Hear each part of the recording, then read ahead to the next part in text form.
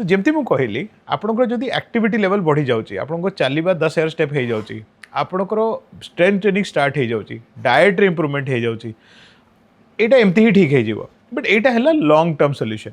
ना जदि आपको इमिडिएटली पेन अच्छी तो आपड़ तो मतलब कहे ना सर मुझे चली पारूनी मुझे 10 स्टेप केमती चलि तार भी बाट अच्छी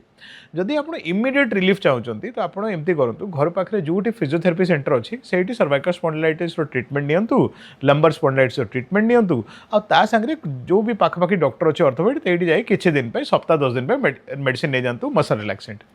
ये है शॉर्ट टर्म ट्रीटमेंट जो रोग को इनिशियल आपको कष्ट अच्छी से वेव अफ करदेव बट गोटे थर आपको कष्ट है आम आउ मेडिसिन कि फिजियोथेरापी उपर डिपेंडेंट रहा नहीं आम निजक निजे स्वस्थ करवा देखो मु पेशेंट्स को कहूँ कि आपको मेडिसिन हो फिजियोथेरापी हो ये ओनली एक्सट्रीम टाइम रे दरकार मतलब जब आपको लगुच ना वो बहुत पेन अच्छी हेल्दी रही कि आप डेली स्पेशली यंग एज रे जदि डेली एक्सरसाइज करके से कंडीशन न जाओ।